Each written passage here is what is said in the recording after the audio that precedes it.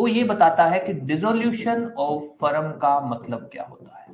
What do you understand by the term dissolution of firm. तो ये question पूछा जा सकता है कि डिसोल्यूशन ऑफ फर्म कहाँ बताया गया है, मीनिंग कहाँ बताया गया है, डिसोल्यूशन ऑफ फर्म का मतलब क्या होता है।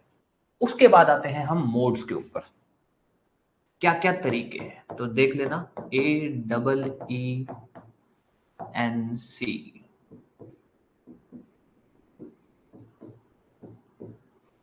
कैसे याद रख लोगे?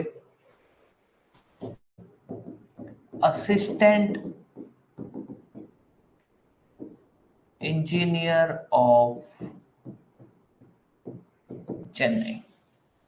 अब असिस्टेंट इंजीनियर को नॉर्मली हम ऐसे लिखते हैं AEN, नॉर्मली इसका शॉर्ट फॉर्म ये होता है, ठीक है, AEN, बस इसमें लिख देना AEENC, ये आपका तरीका होगा। अब इसमें बोला क्या गया है, ए का मतलब है एग्रीमेंट, कि पार्टीज आपस में एग्रीमेंट करके डिसॉल्व कर सकती हैं। ई का मतलब है एक ऐसा कोई इवेंट हो जाए जिसकी वजह से वो जो फर्म है ना वो एक अनलॉफुल फर्म बन जाए। कोई इवेंट हो जाए जिससे, फॉर एग्जांपल बोलता हूं, हाँ भाई मान लो आज अपने कोचिंग चला रहे हैं, ठीक है, एक पार्टनरशिप फर्म है जो कोचिंग चला रही है। कल सरकार एक ऑर्डर निकाल देती है कि जितने भी कोचिंग इंस्टीट्यूट हैं वो बंद किए जाएंगे, जितने भी कोचिंग इंस्टीट्यूट है सब बंद किए जाएंगे, कोचिंग इंस्टीट्यूट जैसा कोई भी बिजनेस नहीं होगा, बंद कर देंगे। अब अभी तक तो ये वैलिड था, मतलब लीगल था, कल सरकार ने एक ऑर्डर निकाल दिया। तो ऐसा कुछ कि भाई जो पार्टनरशिप फर्म जो काम कर रही है, कोई सरकार का ऑर्डर आ गया या किसी भी वजह से अब वो काम अनलॉफुल हो गया, फर्म बंद करनी पड़ेगी, फर्म डिसॉल्व हो जाएगी।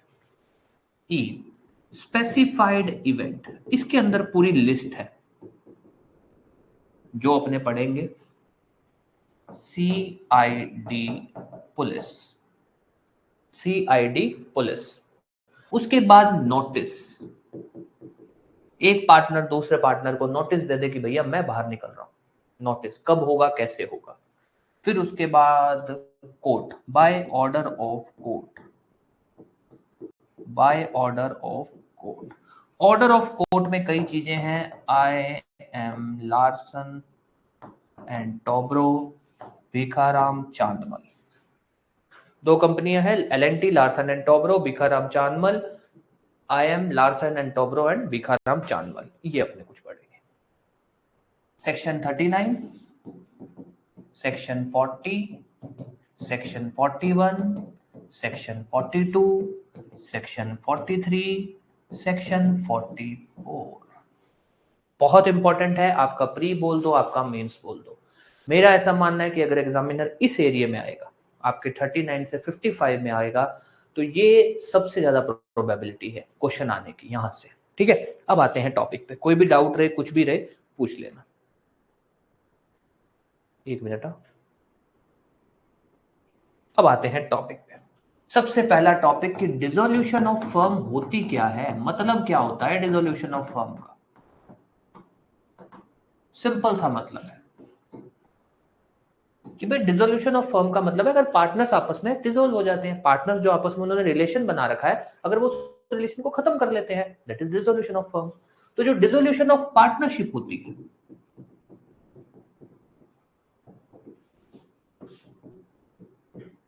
या फिर dissolution of relation between partners, उसको हम बोलते हैं डिसोल्यूशन ऑफ फर्म। बात खत्म। सॉरी, इसको हम बोलते हैं डिसोल्यूशन ऑफ फर्म। इतनी सी बात ये बोली गई है कि पार्टनरशिप क्या होता है और पार्टनरशिप डिसोल्यूशन का मतलब क्या होता है। यहाँ पे इन्होंने सिंपल सा बोल दिया कि भैया जो रिलेशन बना था, अगर वो रिलेशन खत्म हो जाता है, रिलेशन किस सेक्शन में बनता है, सेक्शन 4 में। पार्टनरशिप कहाँ बताई गई है, सेक्शन 4 में।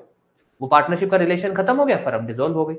चलो जी, फर्म डिसॉल्व हो गई। अब आगे की बात क्या है जो सबसे इंपॉर्टेंट है, फर्म डिसॉल्व कैसे कैसे हो सकती है। तो अब आते हैं मोड्स के ऊपर। मोड्स, जिसमें हमारा सबसे पहला तरीका है एग्रीमेंट। ये क्या है जी, इसके अंदर दो चीजें हैं, consent of all partners, agreement between partners,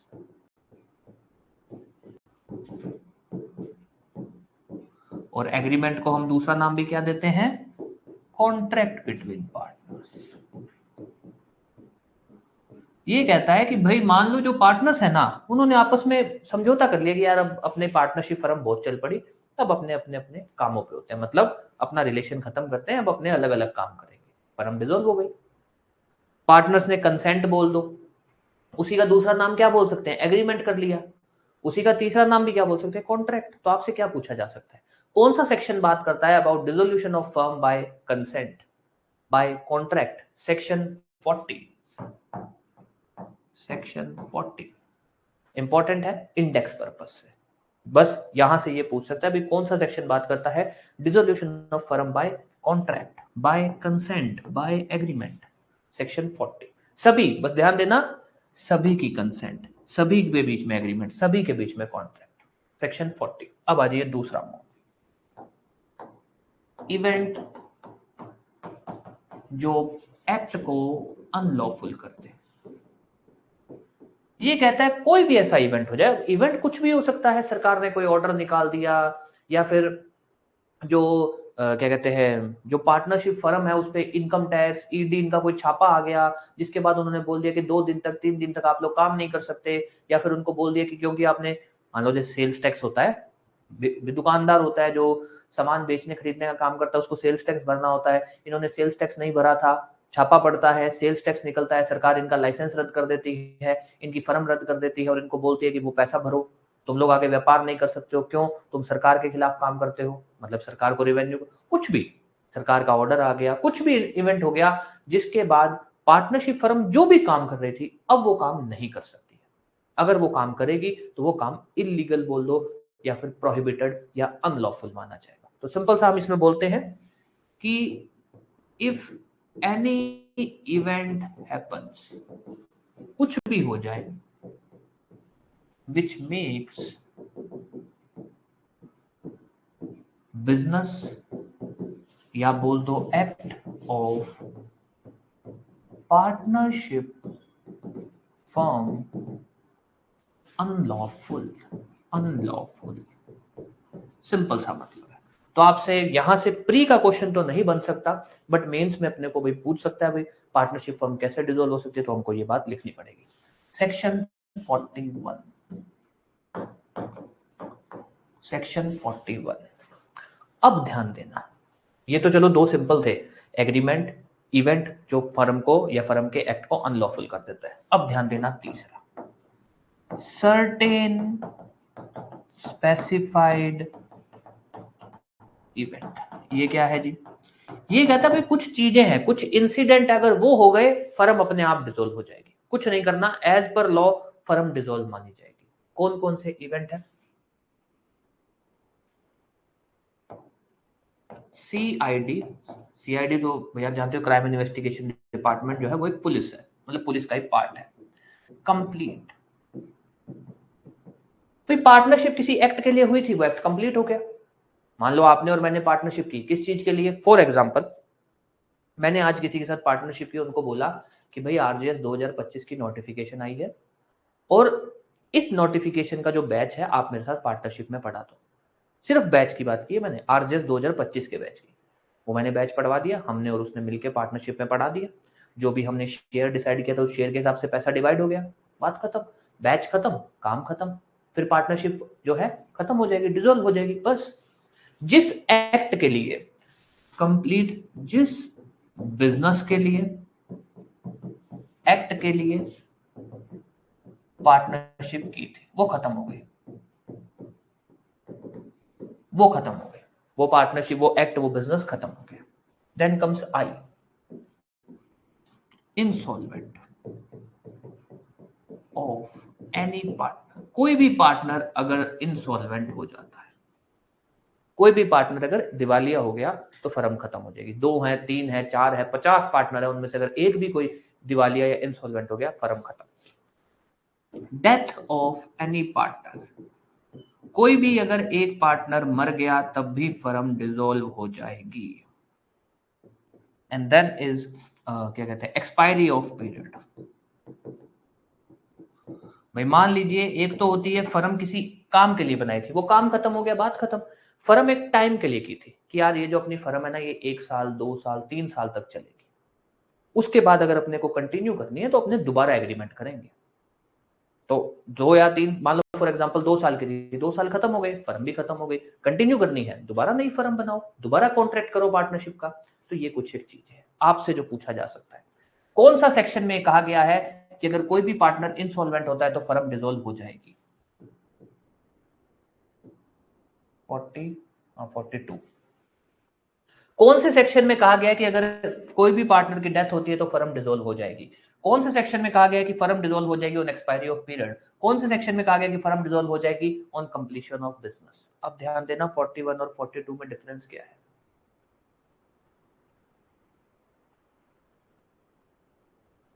41 ये कहता है कि अगर कुछ भी ऐसा होता है कि अब अगर फर्म काम करती है तो अनलॉफुल, क्या ग्राउंड है?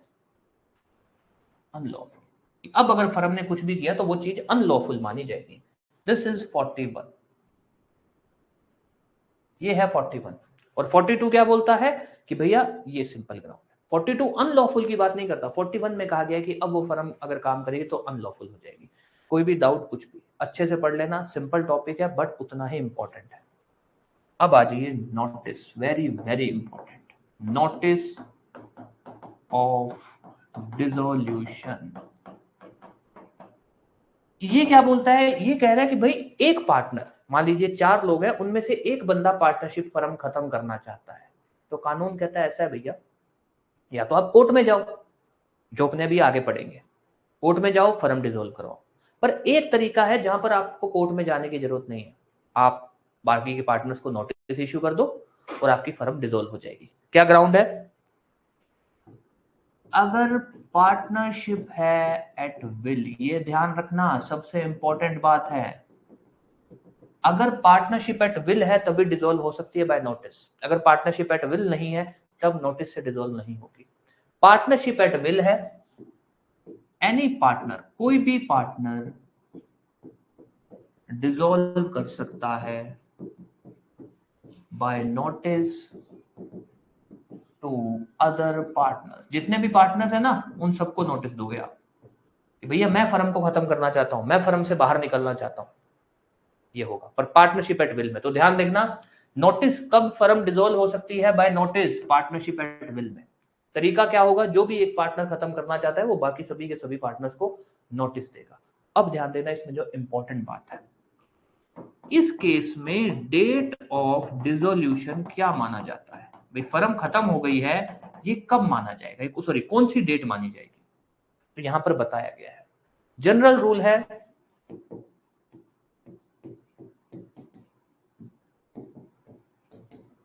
जिस डेट को नोटिस कम्युनिकेट होगा, मतलब बाकी पार्टनर्स को पहुंचेगा। एक पार्टनर ने बाकी को नोटिस इशू किया, जिस डेट को वो नोटिस बाकी पार्टनर्स को कम्युनिकेट होगा उसी दिन से फर्म डिसॉल्व मानी जाएगी। एक, या फिर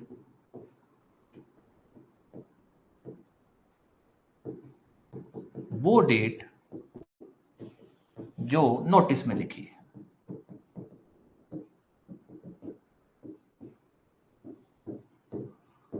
फॉर एग्जाम्पल, एक पार्टनर ने बाकी पार्टनर्स को नोटिस इशू किया कि मैं फर्म खत्म करना चाहता हूं, और उसने उसके अंदर तारीख लिख दी। फॉर एग्जाम्पल आज 1 तारीख है, उसने क्या किया कि भैया नोटिस तो भेजा था 20 तारीख को कि 1 तारीख से मैं फर्म खत्म कर रहा हूं, मैं फर्म से बाहर निकल जाऊंगा, मेरा कोई लेना देना नहीं होगा।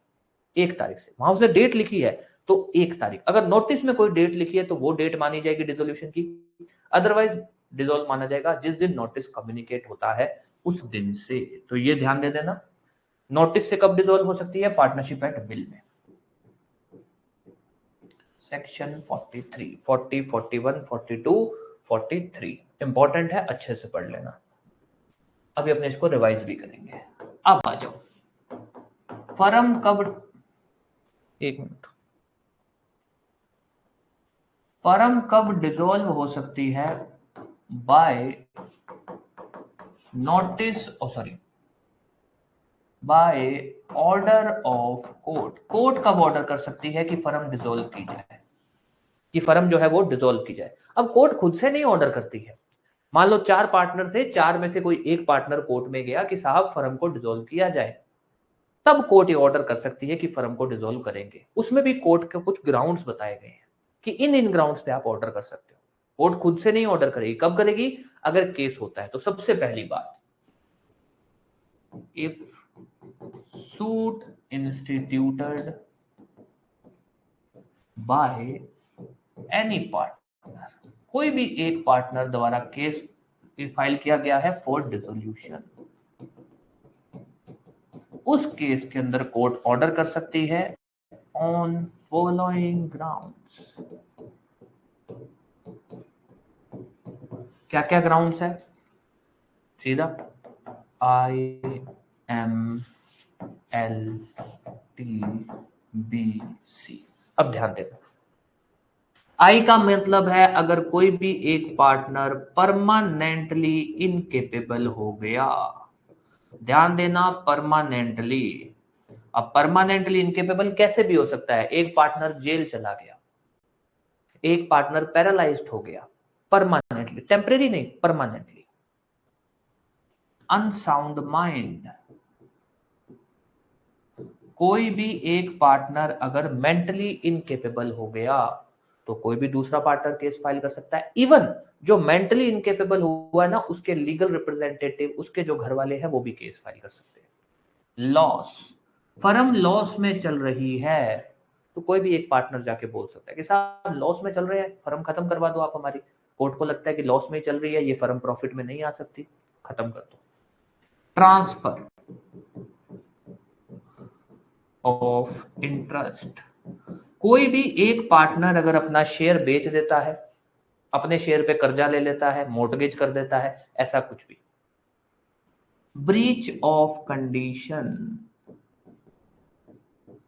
ब्रीच ऑफ कंडीशन ये क्या है जी? ये कहता है कि कोई भी एक पार्टनर है ना, मान लीजिए कॉन्ट्रैक्ट होता है, पार्टनरशिप डीड हुई, उसमें कोई कंडीशंस बताई गई थी, उसमें से किसी भी एक पार्टनर ने अगर वो कंडीशन का ब्रीच कर दिया तो जो दूसरा पार्टनर है वो कोर्ट में जा सकता है कि सर इसने कंडीशन तोड़ी है कॉन्ट्रैक्ट की, फर्म को खत्म किया जाए। देन पार्टनर ने इस तरह से एक्ट किया है या कंडक्ट इस तरह का रहा है किसी भी एक पार्टनर का कि अब फर्म नहीं चलनी चाहिए, फर्म बी डिसॉल्व्ड। कंडक्ट का मतलब ये है कि यार वो बात नहीं सुनता किसी की, वो बाकी पार्टनर्स की बात ही नहीं मानता, वो पार्टनर्स को कुछ बोलते हैं वो सुनता ही नहीं है।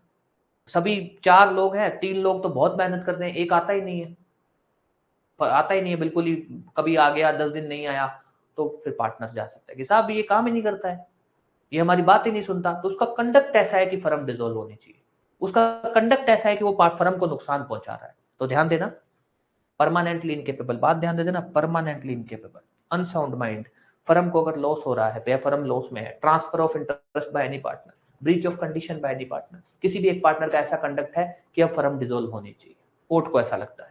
तो ये है, तो आपसे पूछा जा सकता है कि भाई कोई भी अगर एक पार्टनर परमानेंटली इनकेपेबल हो गया तो फर्म डिसॉल्व हो सकती है? हो सकती है। कौन सा सेक्शन है? ठीक है। उसके बाद कोई भी अगर पार्टनर अनसाउंड माइंड हो गया तो फर्म डिसॉल्व हो सकती है? हो सकती है। कौन सा सेक्शन है? फर्म डिसॉल्व हो सकती है ब्रीच ऑफ कंडीशन, कौन सा सेक्शन है? और उसके बाद एक और ग्राउंड है,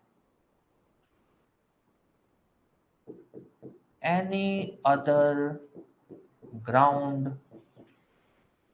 court things fit. In short ये कहता है कि भैया अगर इसके अलावा भी कोर्ट को कुछ लगता है कि फर्म डिसॉल्व होनी चाहिए तो कोर्ट ऑर्डर कर सकती है। सेक्शन 44,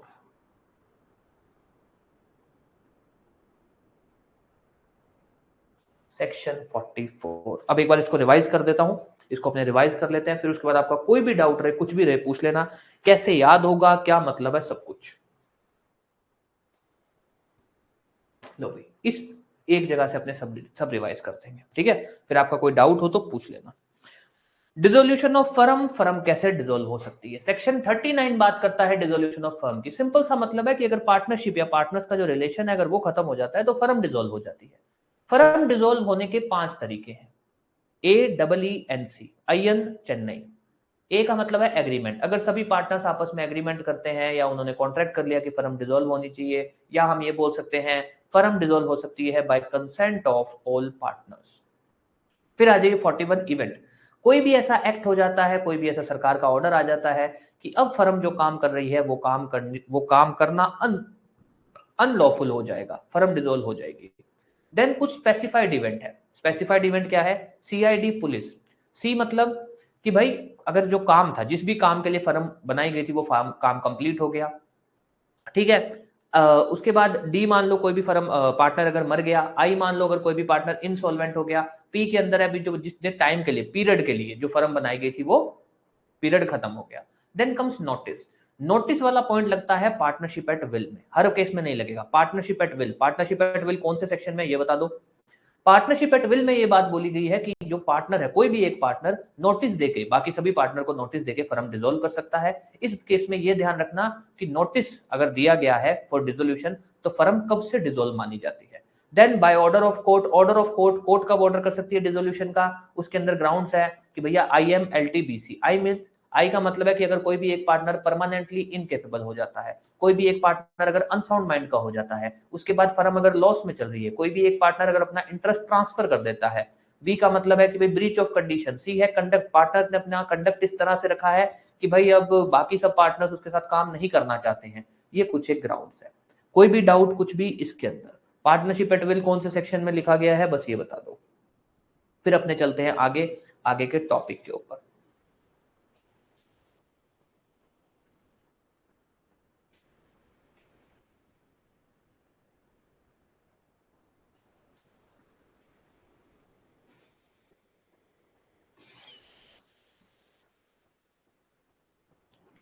चलिए ठीक है, बाकी लोग भाई, बाकी लोग भी तो जवाब दिया करो।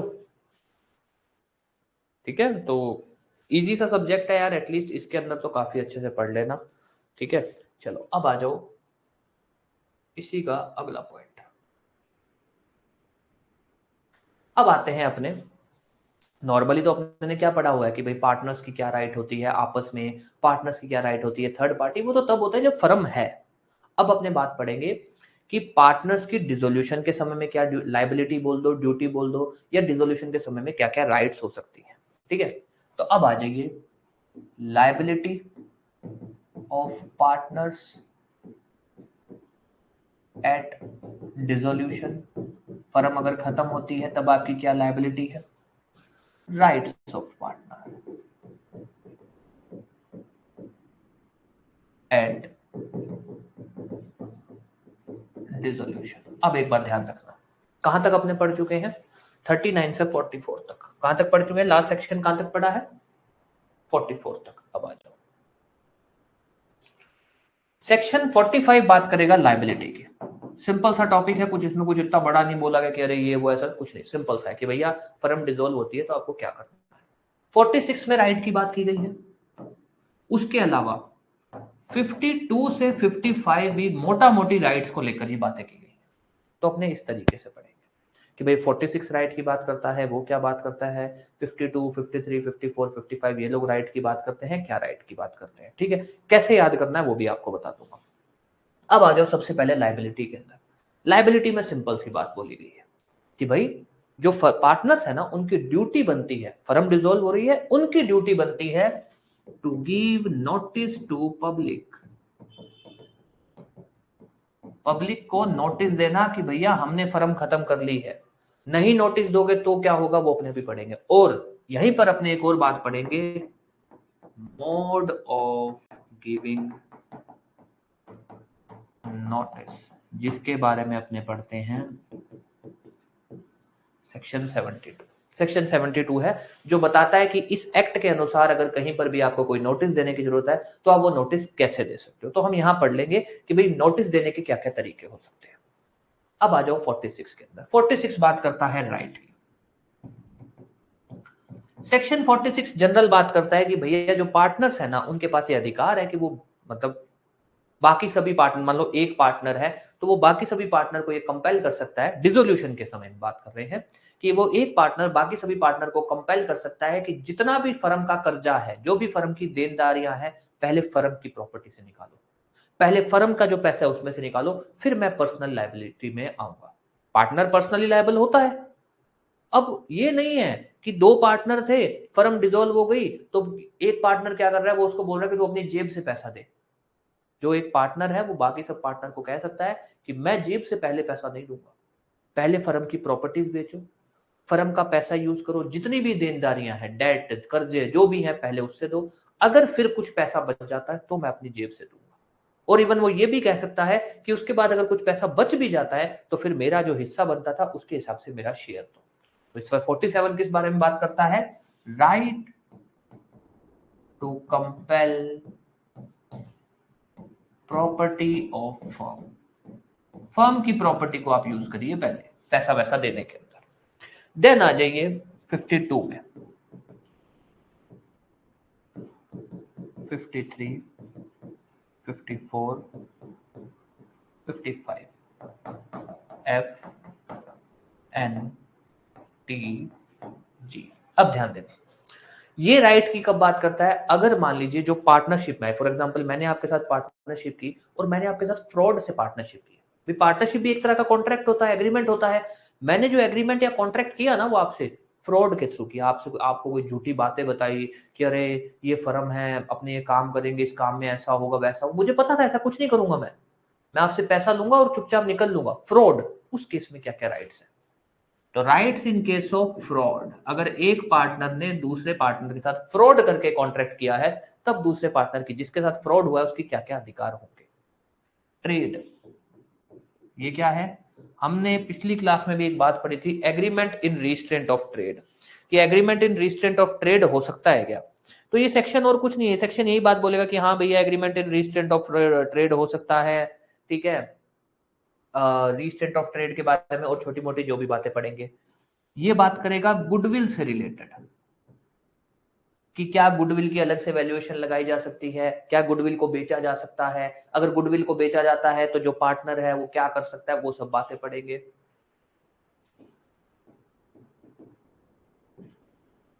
फर्म नेम, ये क्या कहता है कि अगर फर्म डिसॉल्व हो गई ना तो जो पार्टनर्स हैं वो फिर फर्म का नाम नहीं यूज कर सकते। आप लोग फर्म का नाम नहीं यूज कर सकते। तो ये एक बात बोलिए कि भैया आप फर्म का नाम, फर्म की प्रॉपर्टी यूज कर सकते हो क्या? खुद के लिए नहीं यूज कर सकते, पर्सनली नहीं यूज कर सकते हो। इवन फर्म डिसॉल्व हो गई तो उसके बाद भी यूज नहीं कर सकते हो। तो अब ध्यान देना क्या क्या अपने पढ़ेंगे। 45 तो बात करता है लाइबिलिटी की। लाइबिलिटी किस चीज की? कि अगर फर्म डिसॉल्व होती है ना तो सभी पार्टनर्स की ये ड्यूटी है कि वो पब्लिक को नोटिस दे इसके बारे में कि भैया हमने फर्म डिसॉल्व कर ली है। पब्लिक को नोटिस देने के क्या क्या तरीके हैं। देन कम्स राइट्स, क्या क्या है राइट्स के अंदर 46, 52 से लेकर 55। 46 बात करता है कि भैया आपकी राइट है कि आप ये बोल सकते हो कि पहले फर्म की प्रॉपर्टी, फर्म का पैसा यूज करो। 46, 52 बात करता है अगर मान लीजिए जो कॉन्ट्रैक्ट हुआ, जो पार्टनरशिप हुई है ना वो फ्रॉड के थ्रू हुई है। या फिर 53 बात करता है कि आप फर्म का नाम यूज कर सकते हो या नहीं यूज कर सकते। 54 बात करता है कि agreement in restraint of trade हो सकता है या नहीं हो सकता। 55 बात करता है गुडविल, 55 बात करता है गुडविल के बारे में। अब आते हैं अपने इस टॉपिक पे, duty to give notice to public, section 45। इसको पहले कंसेप्ट को समझ लेना। ये कहता है कि अगर फर्म डिसॉल्व की है पार्टनर्स ने तो पार्टनर्स की ये ड्यूटी बनती है कि अगर वो फर्म को डिसॉल्व कर रहे हैं तो उसके बारे में पब्लिक को नोटिस दें। पब्लिक को नोटिस क्यों किया दिया जाएगा? इसलिए दिया जाएगा ताकि वो ये क्लियर कर दें कि भैया ऐसा है कि हमने हमारी फर्म खत्म कर ली है। अब अगर आप हमारे, भाई मान लो हम 4 लोग हैं, अब अगर आप हमारे साथ, हमारे में से किसी के साथ भी डील करते हो, चाहे वो आपको कुछ भी बोले कि मैं पार्टनर हूं, मैं इस फर्म का बंदा हूं, अब आपकी जिम्मेवारी होगी। जैसे नॉर्मली नहीं अपने अखबारों में पढ़ देते हैं कि भाई मान लो किसी का बच्चा उसके कहने में नहीं होता तो बाप होता है वो अखबार में लिखवा देता है कि भैया ऐसा है कि मेरा बच्चा मेरे कहने में नहीं है, मैंने उसके साथ नाता तोड़ दिया है या घर से निकाल दिया है। अब अगर उसके साथ किसी की भी कोई देनदारी है, कोई व्यवहार होगा तो मैं किसी तरह की जिम्मेवारी नहीं लेता हूँ। तो वो क्या है, बता दिया कि अब मैंने इसके साथ रिलेशन खत्म कर दिया है, ताकि कल को अगर कोई क्लेम करता है तो वो बोल सके यार मैंने अखबार में छपवा दिया, उसके बाद भी तुम उसके साथ रिश्ता कर रहे हो, रिलेशन बना रहे हो, ट्रेड कर रहे हो, वो तो तुम्हारी जिम्मेवारी है, तुम जानो और वो जाने। सेम चीज यहाँ है। कि सभी पार्टनर्स इसलिए नोटिस देते, पब्लिक को नोटिस देते हैं ताकि बाद में कोई पब्लिक का आदमी ये आके क्लेम ना कर ले कि भैया मैंने तो आपके पार्टनर के साथ डील किया था, मैंने तो ये सोचा था कि वो पार्टनर है और इसीलिए डील किया था। तो फिर सभी पार्टनर्स को बेचारों को फिर पैसा देना पड़ेगा, उनको फिर भुगतना पड़ेगा। तो यहाँ पर इसलिए ताकि कोई विवाद ना हो। और अगर नोटिस नहीं देते हैं तो अगर इन्होंने नोटिस नहीं दिया और किसी आदमी ने मतलब फर्म के किसी पार्टनर के साथ डील किया ये बिलीव करते हुए कि वो फर्म का पार्टनर है, तब फिर पूरी की पूरी फर्म लायबल होगी। अगर नोटिस नहीं दिया है डिसोल्यूशन का तब पूरी की पूरी फर्म लायबल होगी। नोटिस देना इतना जरूरी है। हालांकि इसमें हम एक अपवाद पढ़ेंगे कि कब नोटिस वाली फॉर्मेलिटी की कोई जरूरत नहीं होती है, पार्टनर लायबल होगा ही नहीं, ठीक है। और उसके बाद हम पढ़ेंगे कि नोटिस जो है वो कैसे दिया जा सकता है। जो ठीक है, अब अपने आते हैं इस टॉपिक पे। हालांकि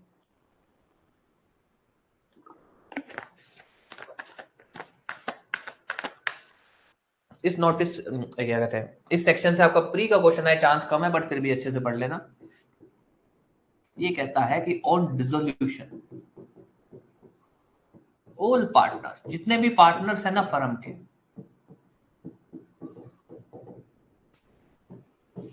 are liable to give notice to public, कि भैया आपकी ड्यूटी बनती है कि आप नोटिस दें पब्लिक को अबाउट डिसोल्यूशन। किस बारे में? कि हमने फर्म खत्म कर ली है। अब ध्यान देना, इफ नो नोटिस गिवन, आपने पब्लिक नोटिस नहीं दिया, एनी थर्ड पार्टी याद है ना कि वो ऐसा कोई भी बंदा जो फर्म का पार्टनर नहीं है, deals with partner believing firm not dissolved, उसने पार्टनर के साथ डील किया और वो ये मान रहा है कि ये अभी भी फर्म है ऐसी एक, उसको नहीं पता फर्म डिसॉल्व हो गई, उसको नहीं पता ये बात, और उसने ये मानते हुए किसी थर्ड पार्टनर के साथ डील किया, all partners will be liable। तो अब ध्यान देना, डिसोल्यूशन पे सभी पार्टनर की क्या ड्यूटी है? नोटिस देना। आ गया नोटिस टू पब्लिक। अगर नोटिस नहीं दिया तो क्या होगा? जितने भी पार्टनर्स हैं वो सभी लायबल होंगे किसी भी थर्ड पार्टी को। अगर कोई थर्ड पार्टी डील करती है ये मानते हुए कि फर्म डिसॉल्व नहीं हुई तो सभी पार्टनर्स लायबल होंगे। अब आ जाओ इससे छोटी मोटी जो बातें हैं। व्हेन नो नोटिस रिक्वायर्ड, अगर जो फर्म है ना वो डिसॉल्व हो रही है due to death of partner, insolvency of partner, retirement of partner, ऐसा कुछ भी। ध्यान देना, अगर फर्म डिसॉल्व हो रही है इनमें से किसी भी वजह से, कोई एक पार्टनर रिटायर होकर चला गया, कोई एक पार्टनर मर गया, कोई एक पार्टनर इंसॉल्वेंट हो गया, तब नोटिस की कोई जरूरत नहीं। तब ये जरूरत नहीं है कि मर गया तो लीगल रिप्रेजेंटेटिव को नोटिस देना है, दिवालिया घोषित हो गया तब भी नोटिस देना है, नहीं, तब नोटिस की जरूरत नहीं। Then mode of giving public notice, notice कैसे देना होता है तो ध्यान देना, mode of giving public notice ऐसा है कि आपको 3 चीजें कंप्लाई करनी होती है। नोटिस तब माना जाएगा जब आपने नोटिस को 3 तरीके से दिया हुआ है। पहला, पब्लिश्ड इन ऑफिशियल गैजेट, दूसरा ऑफिशियल गैजेट हो गया क्या कहते हैं आपका ऑफिशियल गैजेट, हाँ, पब्लिश्ड इन लोकल न्यूज़पेपर में आपने पब्लिश करवा दिया, ऑफिशियल गैजेट में आपने पब्लिश करवा दिया। एक और तरीका है यार, एक और तरीका है इसका, 72 में ही है एक और तरीका।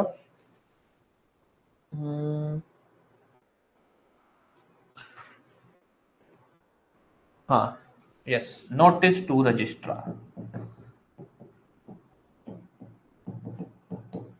ये दिमाग से निकल गया था। अब ध्यान देना, रजिस्ट्रार अपने पढ़ेंगे आगे। रजिस्ट्रार वो बंदा होता है जो फर्म को रजिस्टर करेगा। हम आगे जाके एक टॉपिक पढ़ेंगे, फर्म रजिस्टर कैसे होती है, क्या प्रोसीजर होता है। तो जो भी जिसने फर्म रजिस्टर की है ना, उसको तो आप नोटिस दोगे। क्यों? उसने फर्म रजिस्टर की है, उसको पता तो, क्योंकि हम वहां पर एक प्रक्रिया पढ़ेंगे कि जो फर्म रजिस्टर होती है ना, तो आपकी फर्म का जैसे मान लो मैं मेरा नाम रजिस्टर करवाता हूँ, तो वहां पे मान लो सरकारी रिकॉर्ड में मेरा नाम पता सब लिखा जाता है ना, ऐसे फर्म का भी लिखा जाता है। अगर फर्म खत्म हो रही है तो उनको बताओ कि भैया ये फर्म खत्म हो गई, यहाँ पर लिख दो कि अब ये फर्म खत्म हो गई है। तो notice to registrar official gazette में पब्लिश करोगे। और लोकल न्यूज़पेपर कहाँ का होगा? district in which firm have place of business। अब ध्यान देना, तीन तरीके हैं। रजिस्ट्रार को नोटिस, ऑफिशियल रजिस्ट्रार कौन सा? जिसको आपने फर्म रजिस्टर करवा रखी है। ऑफिशियल गैजेट और न्यूज़पेपर कौन सा? जो उस जिले में है। और कौन से जिले में? जहां पर फर्म काम कर रही है। ऐसे नहीं जहां पर फर्म का हेड ऑफिस है, नहीं, कोई भी जिला जहां पर फर्म काम करती है, फर्म का वहां पर प्लेस ऑफ बिजनेस है। बस ऐसा नहीं कि जहां पर हेड ऑफिस है सिर्फ वहीं पर, नहीं, जहां पर भी मान लो उनका हेड ऑफिस है दिल्ली में और उन्होंने 10 जगह और प्लेस ऑफ बिजनेस खोल रखे हैं। फॉर एग्जांपल जयपुर में भी उन्होंने एक ऑफिस खोल रखा है, चेन्नई में भी खोल रखा है, गुजरात में भी, ये अहमदाबाद में, गांधीनगर में, यहाँ भी खोल रखा है। जरूरी नहीं है हेड ऑफिस वाले भी, कहीं पर भी जहां पर फर्म का प्लेस ऑफ बिजनेस है उस जिले के अखबार में छपवा दो। तो तीन मोड है, ध्यान देना, तीन मोड है, ऑफिशियल गैजेट, लोकल न्यूज़पेपर और नोटिस टू रजिस्ट्रार। अब आ जाओ, एक टॉपिक है इसके अंदर। नॉर्मली मोड क्या है? ये तीनों है, पब्लिश भी होगा, ये भी होगा, एंड नोटिस, तीनों चीजें करनी है आपको, ठीक है। तब जो है नोटिस माना जाएगा। अब ध्यान देना कि कहां पर आपको ये तीनों फॉलो करने हैं और कहां पर आपको जो पहले दो है ना सिर्फ वो फॉलो करने हैं। क्या? कौन से सेक्शन में तो ये तीनों चीजें फॉलो करनी है और कौन से में सिर्फ ये दोनों। अगर जो है फर्म डिसॉल्व हो रही है, कोई भी तरीका हो, पार्टनर रिटायर हो रहा है, पार्टनर मर गया है, एक्सपेल हो गया है, और वो जो माइनर वाला टॉपिक पढ़ा था ना हमने, माइनर अगर नोटिस देता है कि भैया मैं फर्म का पार्टनर हूं या मैं नहीं हूं, ये सब चीजें, इन केसेस के अंदर अगर आपको पब्लिक को नोटिस देना है तब तो आप ये तीनों तरीके फॉलो करोगे, 1 2 एंड 3। उसके अलावा कोई भी केस है जहां पर आपको पब्लिक नोटिस है, पब्लिक को इंटीमेट करना है, तब आप सिर्फ ये दोनों तरीके करोगे। उस केस में आपको रजिस्ट्रार को नोटिस देने की जरूरत नहीं। अब एक बार ध्यान दे देना, आपसे जो पूछा जा सकता है, एक बार अपने इस टॉपिक को खत्म करते हैं, फिर आपसे जो भी पूछा जा सकता है। हाँ, अब आ जाइए, लाइबिलिटी क्या है? Duty to give notice to public का मतलब क्या है कि भैया पार्टनर्स की ड्यूटी है कि अगर वो फर्म को खत्म कर रहे हैं तो उसके बारे में पब्लिक को बताएं। अगर आपने पब्लिक को नहीं बताया तो कोई भी अगर मान लो बंदा पार्टनर्स के साथ डील करता है, किसी भी एक पार्टनर के साथ डील करता है, उसको नहीं पता था फर्म डिसॉल्व हो गई है, तो सभी पार्टनर्स लायबल होंगे।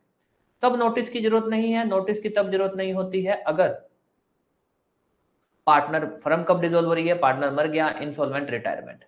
Then mode of giving notice, भाई मान लो मोड क्या है, तो नॉर्मली तो अगर अपने से पूछे भाई डिसोल्यूशन के तरीके में, फर्म जब डिसॉल्व हो रही है, तब नोटिस देने का क्या तरीका है? तब तो आपको नोटिस देने का तरीका आप तीनों चीजें करोगे, ऑफिशियल गैजेट में भी पब्लिश करोगे, लोकल न्यूज़पेपर में छपवाओगे और रजिस्ट्रार को भी नोटिस दोगे। पर अपने यहाँ ये भी पढ़ लिया कि अगर इस एक्ट के अंदर कहीं पर भी किसी भी तरह से आपको नोटिस, पब्लिक को नोटिस देने की जरूरत है, पब्लिक नोटिस मतलब पब्लिक को ये बात बताने की जरूरत है, तो तीन तरीके होते हैं, ऑफिशियल गैजेट, लोकल न्यूज़पेपर और रजिस्ट्रार। ये तीन तरीके होते हैं। डिसोल्यूशन के केस में आपको ये तीनों के तीनों तरीके फॉलो करने होंगे, आपको तीनों के तीनों तरीके से नोटिस देना होगा। This is section 72। कोई भी डाउट, कुछ भी अभी तक इस बारे में आपसे यहां से जो क्वेश्चन पूछा जा सकता है, कौन सा सेक्शन बात करता है? Duty to give notice to public. अगर नोटिस नहीं दिया है तो सभी पार्टनर्स लायबल होंगे। यस, नोटिस नहीं दिया था पब्लिक को, जिसने भी डील किया पार्टनर के साथ ये मानते हुए कि फर्म खत्म नहीं हुई है, सभी पार्टनर्स लायबल होंगे। ठीक है। कौन सा सेक्शन है जो मोड ऑफ नोटिस की बात करता है, नोटिस कैसे दिया जाएगा, सर्विस ऑफ नोटिस की बात करता है? सेक्शन 72। नोटिस सर्व करने के क्या क्या तरीके हैं? तीन तरीके हैं बस। कोई भी चेक डाउट, कुछ भी आपसे जो आपको प्रॉब्लम आ रही हो।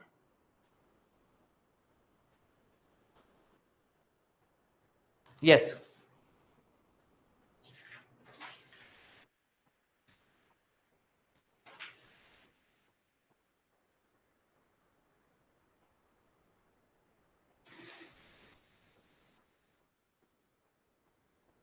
यस, कोई भी डाउट कुछ भी तो आप पूछ सकते हो, फिर अपने आगे चलते हैं। चलो ठीक, अब आ जाओ राइट्स को लेकर। Rights on dissolution of this, rights on dissolution, firm की क्या क्या राइट्स है ऑन डिसोल्यूशन। तो राइट्स को लेकर अपने आते हैं, जिसके अंदर सबसे पहली राइट है right to get debt satisfied out of property of firm. ये क्या बोलना चाहता है? ये कहता है भी जितने भी पार्टनर्स है ना, मान लो 4 पार्टनर थे, फर्म डिसोल्व हो गई, तो उनमें से कोई भी एक पार्टनर ये बोल सकता है कि भैया जितना भी बाजार की देनदारी है ना, जो कर्जे हैं, पहले वो फर्म की प्रॉपर्टी से यूज करो। फॉर एग्जाम्पल 4 पार्टनर थे, उनमें से एक पार्टनर तो कह रहा है कि भैया नहीं, पहले अपने अपनी जेब से पैसा देंगे फिर फर्म का यूज करेंगे। नहीं, वो कह सकते हैं कि ना, पहले फर्म का पैसा यूज करो, पहले फर्म की प्रॉपर्टी बेचो, पैसा लाओ, फर्म का कर्जा दो फिर। तो ये क्या कहता है कि ऑन डिसोल्यूशन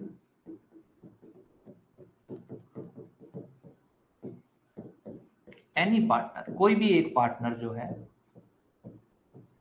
में कंपेल अदर पार्टनर। ये सब मेंस के टॉपिक है, ये जो चीज है ना, ये मेंस की चीजें, यहाँ से आपको प्री में नहीं पूछेगा, वहां ठीक है नॉर्मल कंसेप्ट पूछ ले, क्योंकि यहाँ से कोई इंडेक्स नंबर भी नहीं बनता। अगर इंडेक्स नंबर भी पूछेगा तो हो सकता है आपसे कोई छोटा मोटा किसी का इंडेक्स नंबर पूछ ले तो पूछ ले, बाकी यहाँ से आपके क्वेश्चन आने की जो मतलब इन डेप्थ प्रोबेबिलिटी बहुत कम हो जाती है। ठीक है, तो कोई भी पार्टनर जो है वो कंपेल कर सकता है अदर पार्टनर्स को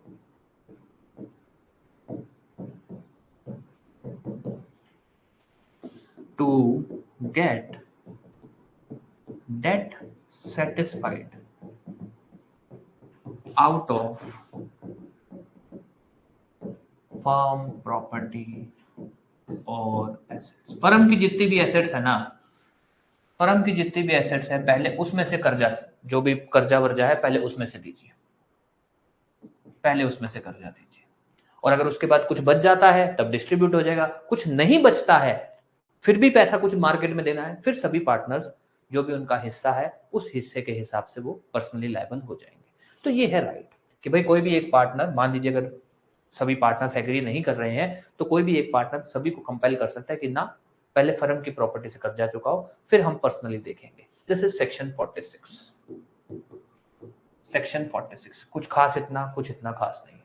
अब आ जाओ जो इंपॉर्टेंट है, right of partner where contract. Contract कौन सा? पार्टनरशिप का जो कॉन्ट्रैक्ट हुआ, जो पार्टनरशिप की डीड हुई, कॉन्ट्रैक्ट और पार्टनरशिप डीड जो है वो की गई है बाय फ्रॉड और मिसरिप्रेजेंटेशन, सेक्शन 52। अब ध्यान देना, ये क्या कहता है? ये कहता है भाई मान लो आपने और मैंने पार्टनरशिप का कॉन्ट्रैक्ट किया, डीड किया, और उसके अंदर मैंने आपके साथ धोखा किया, कोई धोखे से उसने कोई बात लिखवा ली, आपसे कुछ झूठ बोल के कॉन्ट्रैक्ट किया, कुछ भी ऐसा, तो आपके साथ फ्रॉड या फिर मिसरिप्रेजेंटेशन। मिसरिप्रेजेंटेशन मतलब मैंने आपको कोई बात बोली जो एक्चुअली में बात नहीं थी, या फिर मिसरिप्रेजेंटेशन तब भी बोल देते हैं कि भाई मुझे भी ऐसा ही लगता था, मैंने जो आपको बोला ना कि यार भाई मान लो मैंने कहा यार अपने ना पार्टनरशिप में एक प्रॉपर्टी खरीदते हैं, ठीक है, मुझे भी ऐसा लगता था कि ये प्रॉपर्टी जो है, फॉर एग्जांपल भाई ये प्रॉपर्टी 100 गज की प्रॉपर्टी है, 100 गज की प्रॉपर्टी है, वो प्रॉपर्टी 80 गज की थी। मैंने आपको क्या बोला? 100 गज की प्रॉपर्टी है, अपने पार्टनरशिप में खरीद लेते हैं। मुझे नहीं पता था कि वो 80 गज की है, पर बात तो गलत है ना, चाहे मुझे पता नहीं था। इसको हम बोलते हैं मिसरिप्रेजेंटेशन। मिसरिप्रेजेंटेशन में क्या होता है? आपकी इंटेंशन गलत नहीं होती है, बट आपने किसी भी दूसरे आदमी को गलत बोला होता है, चाहे आपको पता था या नहीं पता था, दैट इज मिसरिप्रेजेंटेशन। फ्रॉड में आपकी इंटेंशन होती है कि आप सामने वाले से चीटिंग कर रहे हैं, तो चाहे तो चीटिंग के थ्रू कॉन्ट्रैक्ट करूं मैं कि मेरी इंटेंशन थी, चाहे फिर अननोइंगली मुझसे कोई गलत बात आपको बताई गई, जो बात गलत थी, मैंने आपको बात बोली वो बात नहीं थी। फॉर एग्जाम्पल मैंने बोला कि भैया 100 गज की प्रॉपर्टी है, वो प्रॉपर्टी तो 80 गज की थी, और हमने पार्टनरशिप भी कर ली, प्रॉपर्टी परचेज भी कर ली और पार्टनरशिप भी कर ली, तब आप क्या कर सकते हो? तो सिंपल हम बोलते हैं कि अगर कोई भी एक पार्टनर को दूसरा पार्टनर फ्रॉड या मिसरिप्रेजेंटेशन से इंड्यूस करता है, लालच में लाता है और उसके साथ पार्टनरशिप डीड या कॉन्ट्रैक्ट करता है, तब वो पार्टनर जिसके साथ फ्रॉड या मिसरिप्रेजेंटेशन हुआ उसके पास क्या राइट है? सबसे पहली राइट टू रेसिंड कॉन्ट्रैक्ट। वो कॉन्ट्रैक्ट को कैंसिल कर सकता है। क्या राइट है? कॉन्ट्रैक्ट को कैंसिल कर सकता है। अब ध्यान देना भाई, अगर तो उसने कैंसिल नहीं किया तो बात ही खत्म, पार्टनरशिप चल रही है। पर अगर उसने कैंसिल कर दिया तब क्या क्या होगा? अगर उसने कैंसिल कर दिया तो कानून कहता है, कानून ये प्रिज्यूम करता है कि भैया आपने किसी के साथ धोखा किया, उसको झूठ बोला और झूठ बोल के आपने कॉन्ट्रैक्ट किया, वो फर्म का कर्जा क्यों देगा? आपने तो वैसे ही उसके साथ धोखा दिया है, वो फर्म का कर्जा क्यों देगा? बल्कि आप उसको लायबल होगे, आप उसको हिस्सा वापस दोगे, जो भी उसने पैसा लगाया था वापस दोगे। आप उसने अगर मान लीजिए कोई आपको जो भी हिस्से के अलावा कोई एडवांस पैसा दे रखा था वो भी वापस दोगे, विद ब्याज वापस दोगे। ठीक है, ये कुछ एक अपने इसमें बातें पढ़ेंगे, तो ध्यान देना क्या क्या है। भाई कॉन्ट्रैक्ट रेसिंड कर सकता है, और अगर कॉन्ट्रैक्ट रेसिंड होता है, इफ कॉन्ट्रैक्ट रेसिंडेड मतलब कैंसल्ड, मोटा मोटी यही मतलब होता है। पहला right to lien. Right to lien क्या है?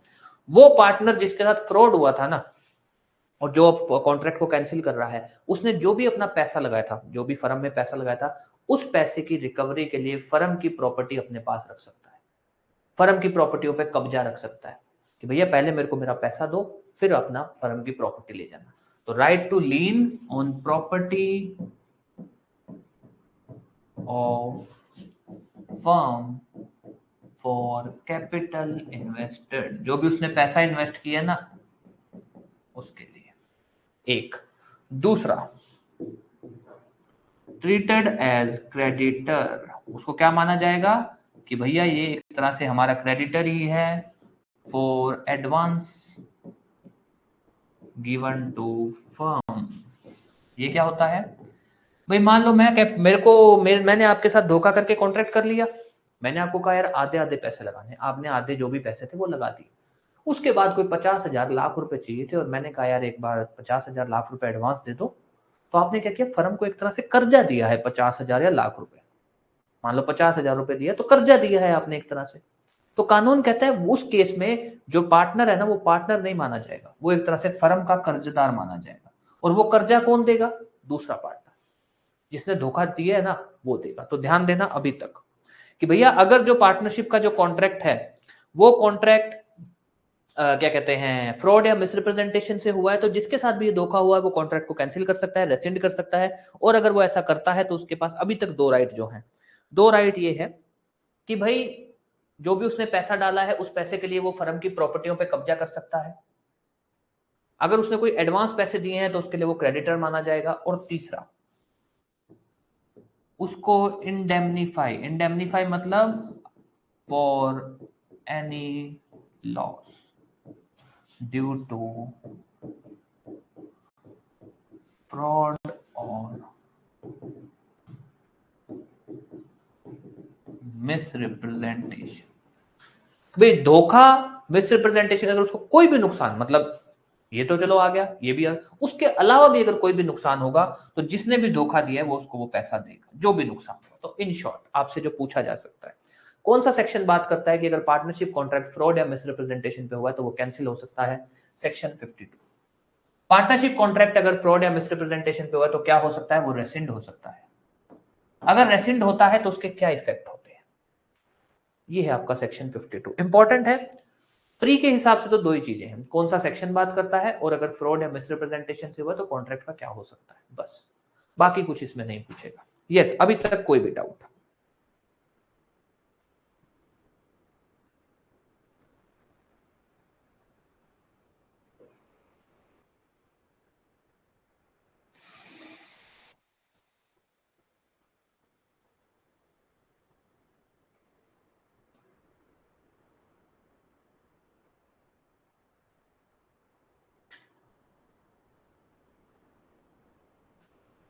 ठीक है, अब आ जाओ आगे।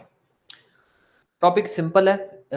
ये थोड़ा ध्यान दे देना कि ना ये जो अपने अभी पढ़ रहे हैं, जैसे अभी ये थोड़ा सा अजीब सी बातें चल रही हैं जो राइट्स ड्यूटीज वाली हैं, तो ये बहुत ज़्यादा इतना इन पे मत ध्यान देना। इनको एक बार पहले इनका इंडेक्स अच्छा कर लेना, इनका बेसिक कंसेप्ट अच्छा कर लेना। जब आपको लगे ना कि हाँ यार मेरे को इंडेक्स याद हो गया है इसका, मोटा-मोटी बात याद हो गई, फिर इस पे जो कमांड बनानी है, जैसे छोटी-छोटी चीज़ें ना जो कमांड माँगती हैं, फिर वो कर लेना। ठीक है? तो ऐसा नहीं है कि पहले ही बार में आपको लगेगा कि अरे यार पहली ही बार में मैं पढ़ूँगा या पढ़ूँगी और ये मेरे को ऐसे बिल्कुल टू द पॉइंट एकदम पॉइंट टू पॉइंट ऐसा नहीं होता। समय लगेगा, ठीक है? तो ये ध्यान दे देना। अब आ जाओ आगे। 52 हो गया, अब आ जाइए तीसरा। 52 के बाद अपना आता है तीसरा विच इज वो था फ्रॉड। यहाँ क्या हो गया अभी बता देते हैं। फ्रॉड के बाद यूजिंग फर्म नेम कहाँ गया, आपने कहाँ लिखा था? 4650 ये रहा। कॉन्ट्रैक्ट अगर फ्रॉड से हो, फर्म नेम क्या मतलब है कि अगर फर्म डिसॉल्व होती है ना, तो मान लो एक दो पार्टनर थे, तो एक पार्टनर दूसरे पार्टनर को रोक सकता है अगर दूसरा पार्टनर फर्म का नाम यूज करता है, फर्म की प्रॉपर्टी यूज करता है। तो वो कहता है ना, ना तो फर्म का नाम यूज करेगा तो ना फर्म की प्रॉपर्टी यूज करेगा। तो ध्यान देना।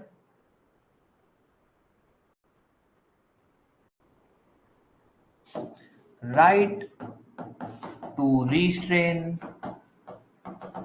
From use of firm name और प्रॉपर्टी। ये कहता है अगर फर्म डिसॉल्व होती है, अगर फर्म डिसॉल्व होती है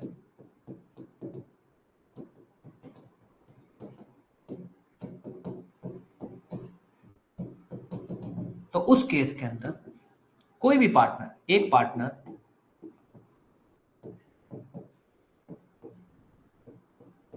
दूसरे पार्टनर को रिस्ट्रेन कर सकता है, रोक सकता है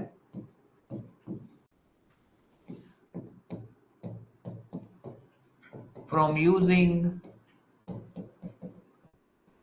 फर्म नेम फर्म प्रॉपर्टी। मतलब कि वो उसको बोल सकता है कि भैया ना तो तू अब फर्म का नाम यूज कर सकता है, ना फर्म की प्रॉपर्टी। पर्सनली डील कर ले, पर्सनली अपने नाम से यूज डील कर ले, पर्सनली अपनी प्रॉपर्टी अपने रिसोर्सेज यूज करो, कोई दिक्कत नहीं है।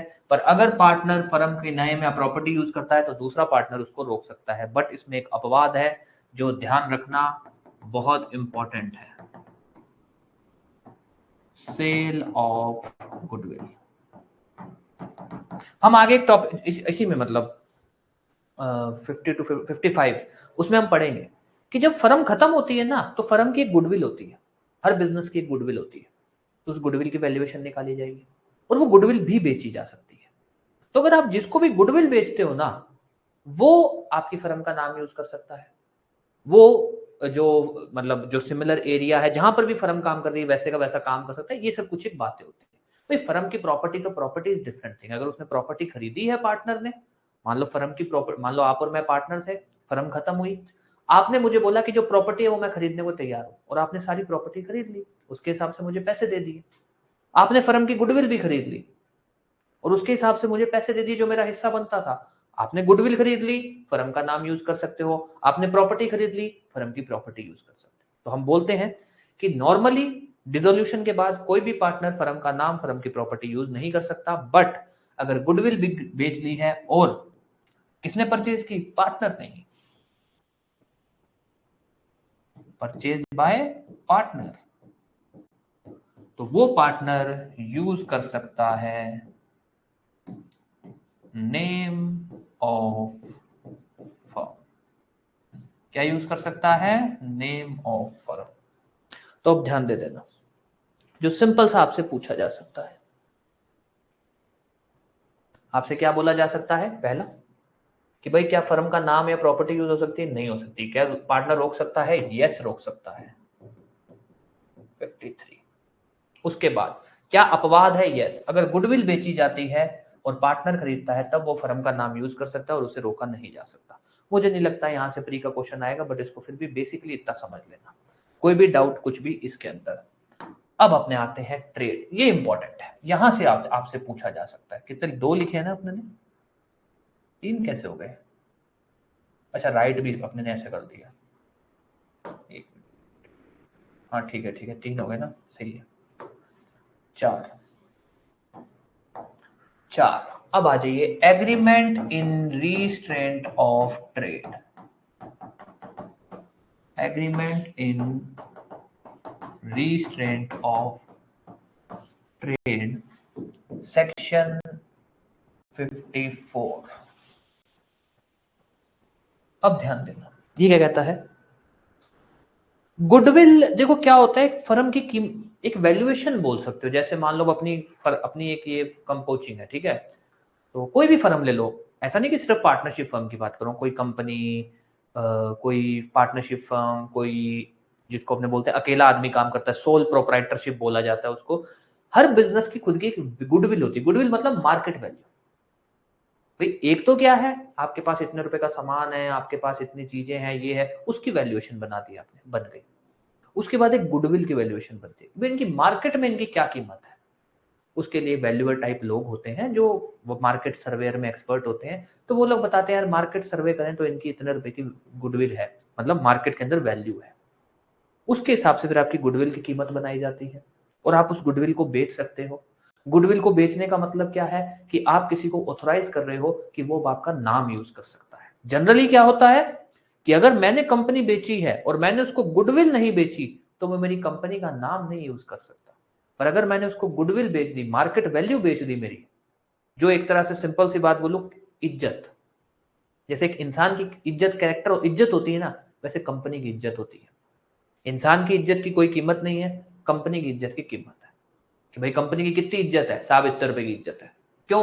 कंपनी कमर्शियल चीज होती है, उसकी इज्जत की भी कीमत लगा दी गई है कि उसकी इतनी कीमत है, ठीक है, इतने रुपए दो, इज्जत खरीद लो। अब क्या करना है, नाम यूज करो इसका। This is goodwill.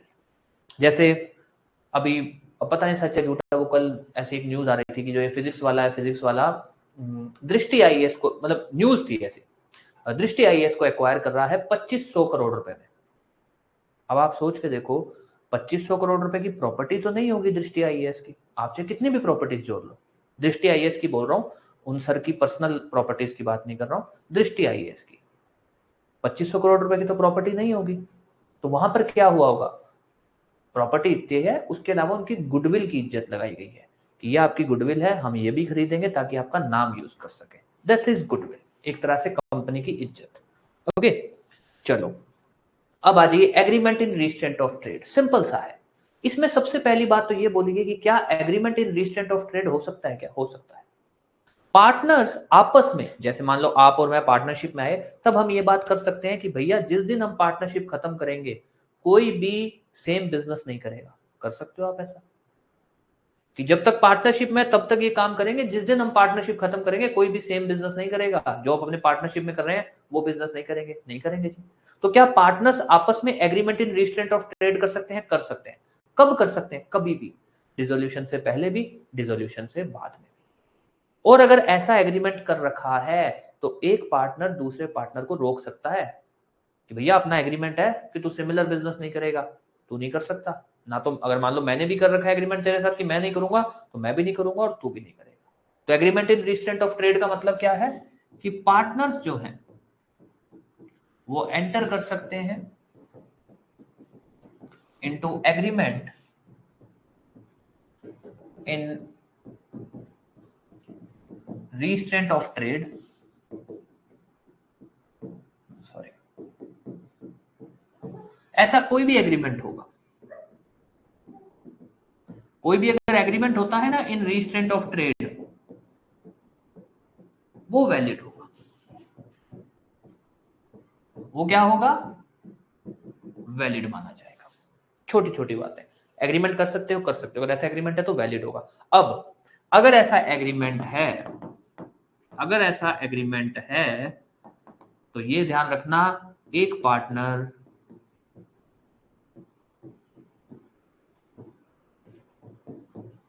दूसरे पार्टनर को रोक सकता है टू डू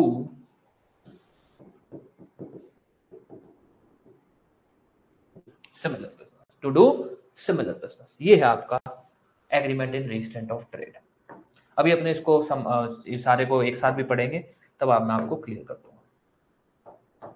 अब आ जाइए पांचवा, सेल ऑफ गुडविल।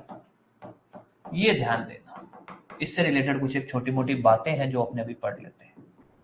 ये कहता है भाई कंपनी की जो मतलब पार्टनरशिप फर्म है उसकी गुडविल होती है जैसे हर कंपनी की होती है, इनकी भी होती है। क्या गुडविल बेची जा सकती है? बेच सकते हो। जैसे पार्टनरशिप फर्म की प्रॉपर्टियां बेची जाती हैं वैसे ही आप गुडविल भी बेच सकते हो, गुडविल किसी को भी बेच सकते हो, गुडविल प्रॉपर्टीज के साथ भी बेच सकते हो, प्रॉपर्टी से अलग भी बेच सकते हो। तो बट गुडविल बेची जा सकती है, बेची जा सकती है, प्रॉपर्टी के साथ, प्रॉपर्टी से अलग, पार्टनर्स आपस में मतलब पार्टनर आपस में एक दूसरे को बेच सकते हैं या फिर चाहो तो किसी को भी बेच सकते हो। चलो बात खत्म।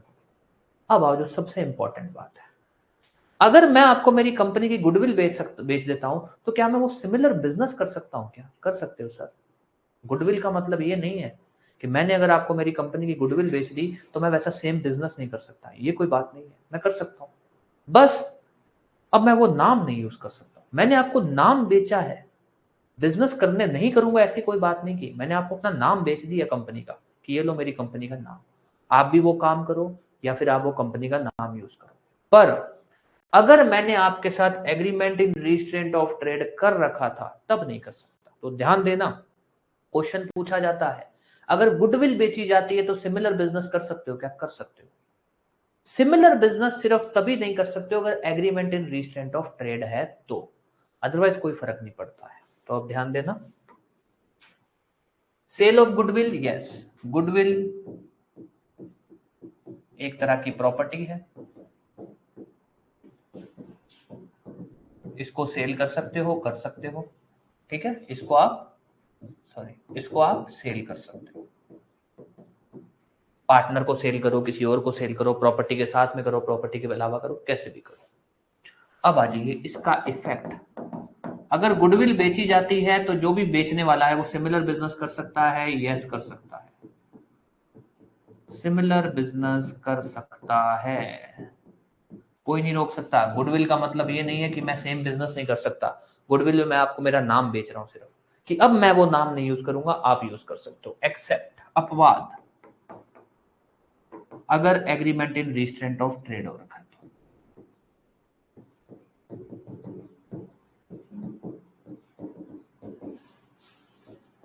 तब नहीं यूज कर, तब नहीं काम कर सकता। तो काम कब नहीं करूंगा? अगर agreement in restraint of trade है तो। गुडविल बेची है तब कर सकता हूं। अब ध्यान दे देना, ठीक है, लोड मत लो, ज्यादा आगे नहीं चलेंगे, हार्डली दो तीन सेक्शन और कर लेंगे, ठीक है, छोटे छोटे से हैं वो, फिर अपने क्लास खत्म कर देंगे, नहीं अपने आज पार्टनरशिप खत्म करेंगे, अपने कोई जरूरी नहीं है अगर आपको चीजें थोड़ी सी अब कॉम्प्लिकेटेड सी लग रही है। अब ध्यान देना, पार्टनर्स की राइट्स डिसोल्यूशन पे, पार्टनर्स की जो राइट्स है डिसोल्यूशन पे वो मोटा मोटी कुछ इस तरह से चलती है, 46, 52, 53, 54, 55। याद करने की ट्रिक क्या फॉलो करोगे आप? आ गया, ठीक है, इस तरह से याद कर लेना कि भैया जो राइट्स है 46, 52, 3, 4, 5। अब 46 क्या है कि जो एक पार्टनर है वो ये बाकी सभी पार्टनर्स को या फिर बोल सकता है कि भैया पहले जो कर्जा है फर्म का वो फर्म की प्रॉपर्टी से पे करो, ठीक है। तो राइट टू कंपेल पार्टनर्स या फिर फर्म को कि जो डेट है वो पहले फर्म की प्रॉपर्टी या पैसे से पे किया जाए। Then comes 52, 53, fraud. अगर पार्टनरशिप कॉन्ट्रैक्ट फ्रॉड के अंदर हुआ है तो वो क्या बन जाता है? हालांकि कॉन्ट्रैक्ट एक्ट का वो काम है, अगर फ्रॉड के या मिसरिप्रेजेंटेशन से तो वो क्या होता है? वॉइडेबल। वॉइडेबल का मतलब कि जिसके साथ फ्रॉड या मिसरिप्रेजेंटेशन हुआ है वो उसको सेट असाइड कर सकता है, वो उसको रेसिंड कर सकता है। तो पार्टनरशिप कॉन्ट्रैक्ट अगर फ्रॉड या मिसरिप्रेजेंटेशन से वो वॉइडेबल होता है, उसको जिस भी पार्टनर के साथ फ्रॉड या मिसरिप्रेजेंटेशन हुआ है वो रेसिंड कर सकता है। अगर रेसिंड करता है तो उसका क्या इफेक्ट होगा वो देख लेना। देन एन, जो पार्टनर है ना वो दूसरे पार्टनर्स को, डिसोल्यूशन की बात कर रहा हूं, फर्म अगर खत्म हो गई, दूसरे पार्टनर को रोक सकता है कि तुम फर्म का नाम नहीं यूज करोगे, फर्म की प्रॉपर्टी नहीं यूज करोगे फॉर पर्सनल पर्पस। हाँ, अगर जो दूसरा पार्टनर है उसने गुडविल खरीदी है तब वो फर्म का नाम यूज कर सकता है, प्रॉपर्टी खरीदी है तो फर्म की प्रॉपर्टी यूज कर सकता है। Trade agreement in restraint of trade कर सकते हैं, पार्टनर्स आपस में कर सकते हैं, कब कर सकते हैं? कभी भी, डिसोल्यूशन से पहले, डिसोल्यूशन के बाद, कभी भी कर सकते हैं कि हम सिमिलर बिजनेस नहीं करेंगे। अगर ऐसा एग्रीमेंट है तो वो एग्रीमेंट वैलिड माना जाएगा। गुडविल, क्या गुडविल एक प्रॉपर्टी होती है? गुडविल बेची जा सकती है, बेची जा सकती है। अगर कोई भी पार्टनर गुडविल खरीदता है तब वो उस फर्म का नाम यूज कर सकता है, कर सकता है। पर अगर कोई भी पार्टनर या फर्म गुडविल बेचती है तो क्या वो सिमिलर बिजनेस कर सकती है? कर सकती है। गुडविल बेचने का मतलब ये नहीं है कि सेम बिजनेस नहीं करेंगे, गुडविल का मतलब है कि मेरा नाम यूज कर लो आप, तो सिमिलर बिजनेस हो सकता है। बट अगर वहीं पे agreement in restraint of trade है तब आप सिमिलर बिजनेस नहीं कर सकते हो। कोई भी डाउट इसके अंदर किसी भी तरह का?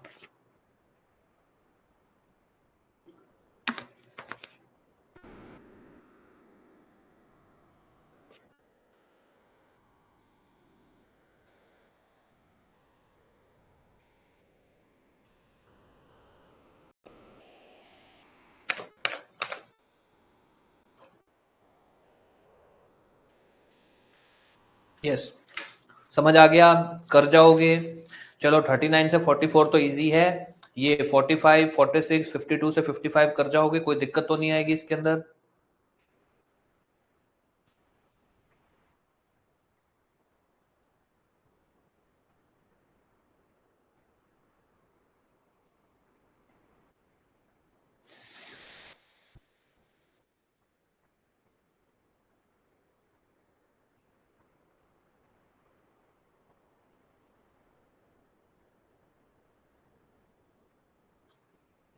ठीक है, अब आ जाओ, छोटा सा टॉपिक है बस, हार्डली 10 मिनट लेंगे अब आपका, ठीक है, क्योंकि मुझे भी ऐसा लग रहा है कि ये जो भी आपने पढ़ा है थोड़ा सा आप लोग के लिए मामला थोड़ा कॉम्प्लिकेटेड टाइप सा हो गया है, तो अपने अभी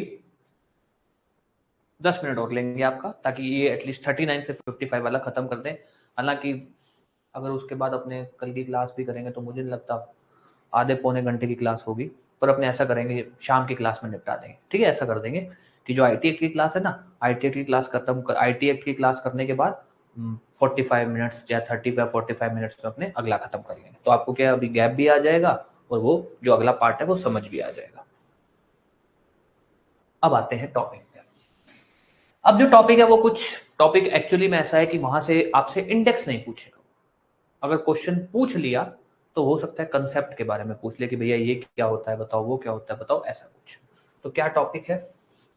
ASDEP, कंटिन्यूइंग अथॉरिटी। क्या होती है ये अभी देखेंगे। सेटलमेंट कैसे होगा? सेटलमेंट का मतलब है अभी फर्म खत्म हो गई, तो मान लीजिए अगर फर्म ने किसी को कोई मतलब कोई नुकसान वुकसान भरना है तो वो नुकसान कहाँ से भरा जाएगा, या फिर फर्म की जो एसेट है वो कैसे यूज की जाएगी, ठीक है। फिर उसके बाद ये ध्यान रखना, डेट ऑफ फर्म, जो फर्म का कर्जा है वो कहाँ से दिया जाएगा, और जो पार्टनर का कर्जा है वो कहाँ से दिया जाएगा। क्या कहते हैं, पर्सनल प्रॉफिट। हाँ, पर्सनल प्रॉफिट, कि अगर जो फर्म का जो पार्टनर है उसने पर्सनल प्रॉफिट मतलब फर्म की प्रॉपर्टीज वगैरह को यूज करके कोई पैसा कमाया है, then is premium on partnership. अब मोटा मोटी पहले बात समझ लेना, ये कुछ इस तरह से है। पहला टॉपिक कंटिन्यूइंग अथॉरिटी, ये कहता है भी फर्म भले डिसोल्व हो गई है, दो वर्ड होते हैं, एक होता है डिसोल्यूशन, एक होता है वाइंडिंग अप। डिसोल्यूशन और वाइंडिंग अप। डिसोल्यूशन तो क्या होता है भाई फर्म खत्म हो गई, वाइंडिंग अप क्या है, अभी भी चीजें बाकी हैं, प्रॉपर्टी बेचनी है, मतलब एक फाइनल सेटलमेंट बाकी है, भाई जिसके पैसे देने हैं उसके पैसे दे दिए कि नहीं, पार्टनर्स ने अपने हिस्से डिवाइड कर लिए कि नहीं, पार्टनर्स को अपना अपना हिस्सा मिल गया कि नहीं, तो that is winding up, final settlement. तो ये जो आपका है 47 ये बोलता है कि भाई पार्टनर्स जो है ना, जब तक फर्म वाइंड अप नहीं हो जाती, पूरा फाइनल सब कुछ नहीं हो जाता, तब तक वो आपस में एक दूसरे के ऊपर अथॉरिटी रखते हैं, तब तक वो एक दूसरे को बोल सकते हैं कि प्रॉपर्टी यूज होगी नहीं होगी, आप इसको रोको, आप ये काम कर सकते हो, ये काम नहीं कर सकते हो। मोड ऑफ सेटलमेंट में हम दो बातें पढ़ेंगे, एक लॉस को लेकर कि भैया जो फर्म ने मान लीजिए अगर किसी को कोई पैसा देना है तो वो कहां से दिया जाएगा, लॉस डेट कुछ भी बोल दो। एक फर्म की जो एसेट है वो किस किस पहले किस सीक्वेंस में यूज होगी, देन इज फर्म की जो डेट है, पार्टनरशिप फर्म की जो डेट है, जो कर्जा जो फर्म के नाम से लिया गया है वो कैसे पे किया जाएगा, और जो कर्जा पार्टनर ने अपने नाम से लिया है, यहां पर्सनल डेट की बात नहीं कर रहे हैं भाई, कर्जा तो पार्टनर ने फर्म के लिए ही लिया था पर खुद के नाम से लिया है। Then comes personal profit. Personal profit क्या बोलता है कि भाई फर्म तो डिसॉल्व हो गई बट जो पार्टनर्स है ना वो कोई पर्सनल प्रॉफिट फिर भी यूज ले लेते हैं, प्रॉपर्टी को यूज करके, वाइंड अप नहीं, मतलब डिसोल्यूशन हो गया, वाइंड अप नहीं हुआ, और पार्टनर्स ने कोई पर्सनल प्रॉफिट कमाया इसके थ्रू। प्रीमियम ऑन पार्टनरशिप का मतलब ये है कि आपने क्या किया, किसी के साथ पार्टनरशिप की और उसको बोला कि एक पर्टिकुलर टाइम के लिए पार्टनरशिप होगी। उसने उस हिसाब से आपके साथ पार्टनरशिप डाल ली कि हाँ इतने टाइम तक तो मुझे मंजूर है, और उसने आपको पैसा दे दिया जो भी पार्टनरशिप का अमाउंट बनता था। अब आपने पार्टनरशिप पहले ही खत्म कर दी, तो क्या वहां पे उसको पैसा मिलेगा नहीं मिलेगा, ये कुछ एक चीज है, तो ध्यान दे देना। ये कुछ छोटी मोटी सी बातें हैं, कंसेप्ट की बातें हैं। आपसे यहां से सेक्शन नंबर पूछे बहुत मुश्किल चांस है।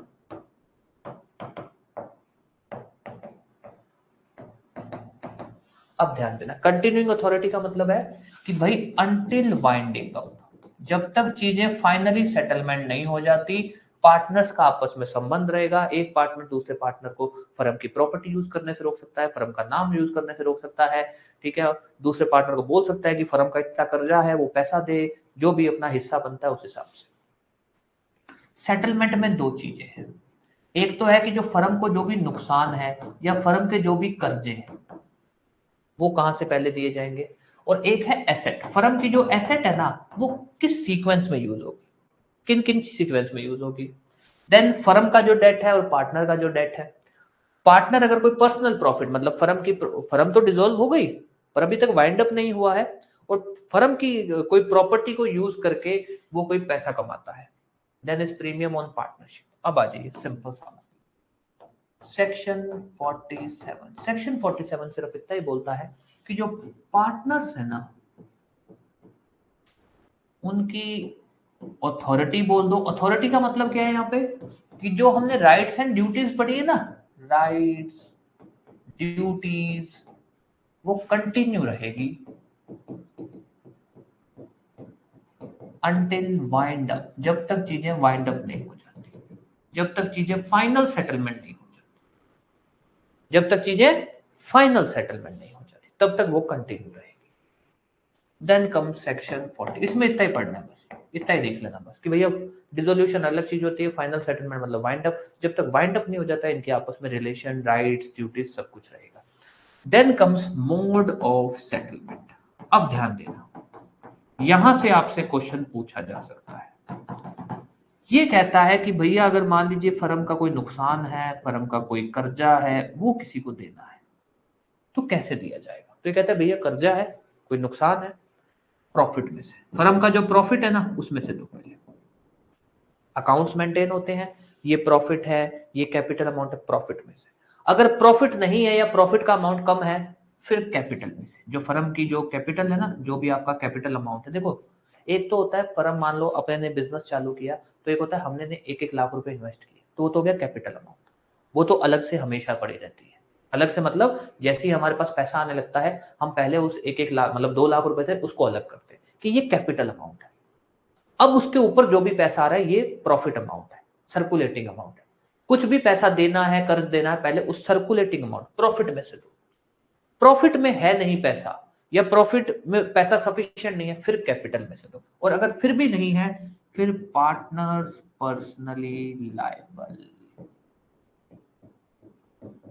पर्सनली लायबल, ये सीक्वेंस होगा। पहले प्रॉफिट, प्रॉफिट नहीं तो कैपिटल, कैपिटल नहीं तो पर्सनल लायबिलिटी। तो आपसे पूछा जा सकता है कि जो फर्म के जो लॉस होते हैं ना वो पहले कहां से पे किए जाएंगे। उनको पहले आप प्रॉफिट में से पे करोगे, प्रॉफिट अगर नहीं है तो कैपिटल में से, और अगर कैपिटल नहीं है फिर जो पार्टनर्स हैं वो पर्सनली लायबल, मतलब जो भी उनका हिस्सा बनता है उसके हिसाब से वो उसमें कंट्रीब्यूट करेंगे। अब आ जाइए asset, assets of firm. Firm की जो एसेट्स है ना, फर्म जब खत्म होगी तो वो कैसे यूज होगी।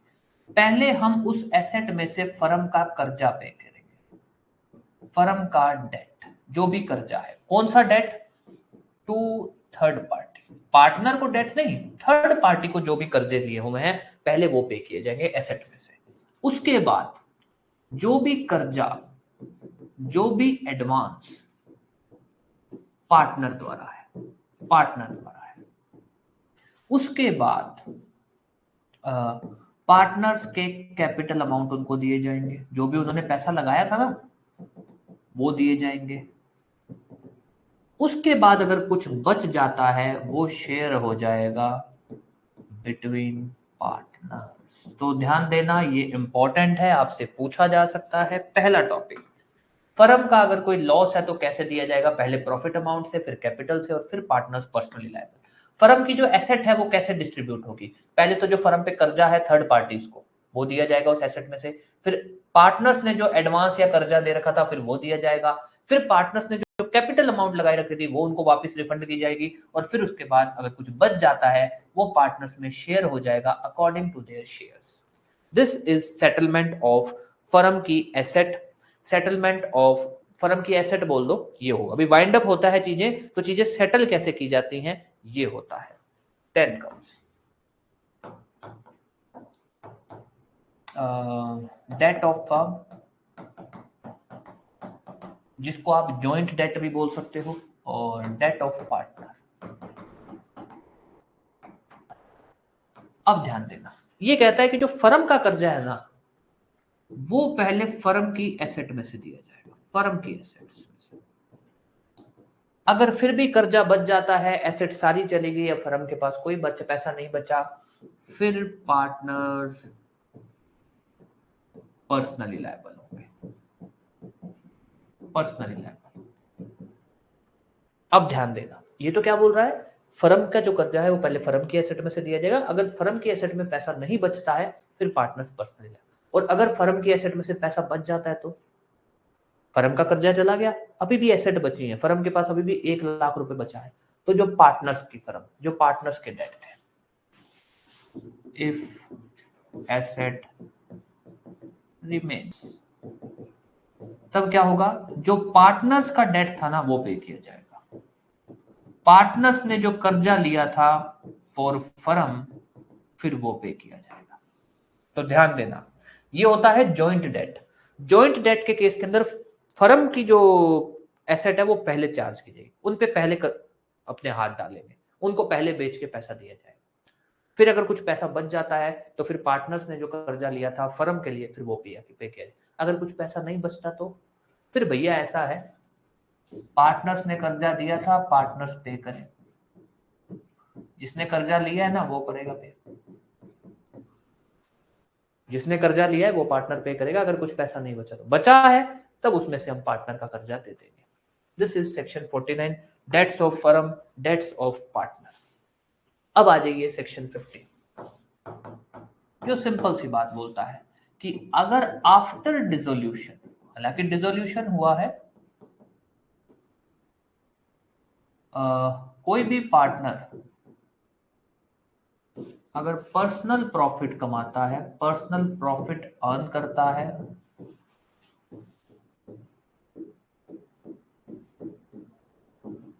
By use of firm name और प्रॉपर्टी, फर्म का नाम और प्रॉपर्टी, तो वो जो भी प्रॉफिट है वो डिस्ट्रीब्यूट होगा अमंग ऑल पार्टनर्स। तो ध्यान देना, ये आपसे पूछा जा सकता है, अगर डिसोल्यूशन के बाद एक कोई पार्टनर है, उसने फर्म की प्रॉपर्टी या फर्म का नाम यूज करके कोई पैसा कमाया है, तो वो पैसा, वो प्रॉफिट फर्म का ही माना जाएगा और सभी पार्टनर्स में डिस्ट्रीब्यूट होगा। ये है सेक्शन 50। अब आ जाइए सेक्शन 51। अगर कोई प्रीमियम पे किया है ऑन पार्टनरशिप, ये कहता है कि भाई पार्टनरशिप थी for fixed term, fix time के लिए पार्टनरशिप की बात हुई थी, और यही मानते हुए पार्टनर ने जो भी क्या बोलते हैं कैपिटल अमाउंट बोल दो या सब्सक्रिप्शन अमाउंट पे किया, कि भाई पार्टनरशिप इतने टाइम के लिए होगी, उसने ये बात मानते हुए क्या पार्टनरशिप कर ली और कैपिटल अमाउंट डाल दिया। उसके बाद पार्टनरशिप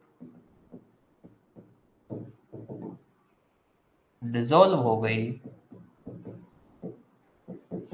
या डिसोल्यूशन हो गई बिफोर टाइम, जो भी टाइम था उससे पहले, तो ये जो पार्टनर है ना जिसने अमाउंट दिया था उसको रिफंड किया जाएगा। कैपिटल अमाउंट बोल दो और शेयर बोल दो। ये क्या बोलता है भाई, या तो पूरा का पूरा पैसा, नहीं तो अगर मान लो 2 साल की थी, 1 साल पार्टनरशिप चल गई, 1 साल नहीं चली, तो शेयर, वो कोर्ट का जो भी ऑर्डर होगा, या तो पूरा का पूरा कैपिटल अमाउंट या फिर शेयर ऑफ अमाउंट जो है वो रिफंड हो जाए, रिफंड हो जाए। ये इसी बात, नॉट इम्पोर्टेंट, कोई इतना इंपॉर्टेंट नहीं, क्योंकि इसकी लैंग्वेज बनानी मुश्किल हो जाएगी एग्जामिनर के लिए। तो आप बस इतना सा ध्यान रख लेना। अब एक बार इसको रिवाइज कर लेते हैं, कोई आपका डाउट हो तो पूछ लेना। सॉरी, कंटिन्यूइंग अथॉरिटी सिंपल सा है कि भाई जो पार्टनर्स है ना, फर्म डिसोल्यूशन और बाइंडिंग अप 2 टर्म होते हैं। अगर फर्म सिर्फ डिसोल्व हुई है अभी तक और फाइनल सेटलमेंट नहीं हुआ, प्रॉपर्टी वगैरह अभी भी सब चल रही है, तो पार्टनर्स के आपस में रिलेशन रहेगा। मोड ऑफ सेटलमेंट इंपॉर्टेंट है, इसको अच्छे से पढ़ लेना कि जो फर्म का लॉस है वो पहले फर्म के, वो कैसे दिया जाएगा, वो पहले फर्म के प्रॉफिट से, फिर एसेट से, फिर उसके बाद पर्सनल लायबिलिटी आएगी। एसेट कैसे यूज होंगी, पहले थर्ड पार्टी को कर्जा जो है वो दिया जाएगा, फिर उसके बाद पार्टनर्स ने जो कर्जा दिया है, एडवांस दिए वो, फिर पार्टनर्स का कैपिटल, और फिर बचा हुआ जो है वो शेयर हो जाएगा। फर्म का जो कर्जा है वो पहले फर्म की प्रॉपर्टी से, डेट के बारे में ये थोड़ा देख लेना।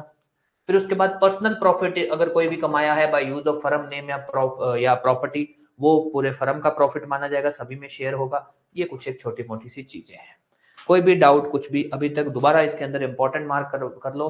39 से 44 इंपॉर्टेंट है, 54 55 इंपॉर्टेंट है, फ्रॉड वाला इंपॉर्टेंट है कि भाई फ्रॉड या मिसरिप्रेजेंटेशन में कॉन्ट्रैक्ट हुआ है तो रेसिड हो सकता है। फिर उसके बाद यहां से बस ये 2 इंपॉर्टेंट है, एक तो ये सेटलमेंट वाला पॉइंट, एक पर्सनल प्रॉफिट वाला पॉइंट। ठीक है, 49, एक मिनट।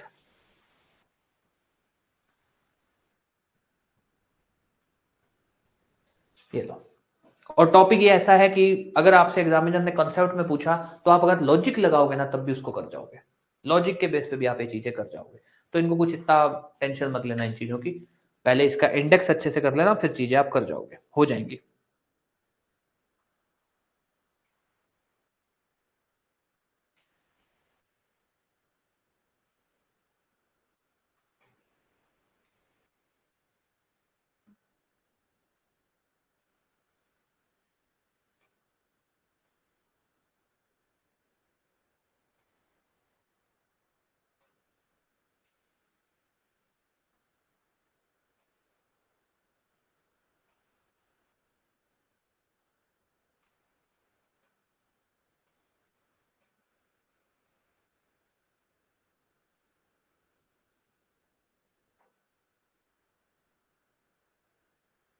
यस, हाँ इंपॉर्टेंट सेक्शन कर लो, 39 से 44, 54, 55, उसके बाद ये फ्रॉड वाला देख लेना, 52, उसके बाद हाँ, उसके बाद ये एक तो ये पर्सनल प्रॉफिट वाला, सॉरी सेटलमेंट वाला 48, और उसके बाद 50। ठीक है, ये बस इतना सा है, ये इंपॉर्टेंट है कुछ, ये देख लेना, बाकी कुछ इतने खास इंपॉर्टेंट नहीं है। और अगला जो टॉपिक है वो अपने ना थोड़ा सा प्लीज उस हिसाब से, आईटी एक्ट अपने पढ़ेंगे, और आधा या पौना घंटा आज थोड़ी क्लास एक्स्ट्रा कर लेंगे आईटी एक्ट के बाद, और आपका जो ये लास्ट वाला थोड़ा सा टॉपिक रह रहा है रजिस्ट्रार रजिस्ट्रेशन, वो खत्म कर देंगे, क्योंकि अब इससे आगे अगर चलाएंगे तो आप लोग को समझ नहीं आएगा, इजी सा टॉपिक आप लोग को मुश्किल लगेगा कि अरे यार समझ ही नहीं आया, क्यों, क्योंकि अब जो आपने चीजें अभी थोड़ी देर पहले पढ़ी है थोड़ी सी अजीब सी चीजें थी। तो मैं भी मानता हूँ कि भाई अब आपका इतनी कैपेसिटी होती है एक साथ चीजें समझने की, अब इससे आगे चलोगे तो आप लोगों को समझ नहीं आएगी, और चीजें, वो तो टॉपिक बहुत ईजी है, रजिस्ट्रार क्या होता है, कौन अपॉइंट करता है, रजिस्ट्रेशन का प्रोसीजर क्या है, ये छोटी मोटी सी चीजें हैं। ओके, यस, कोई भी डाउट कुछ भी पूछ लो, फिर अपने क्लास खत्म करते हैं। आज क्लास फिर भी ठीक चली है, कल तो क्लास बिल्कुल ही फर्जी क्लास चली थी।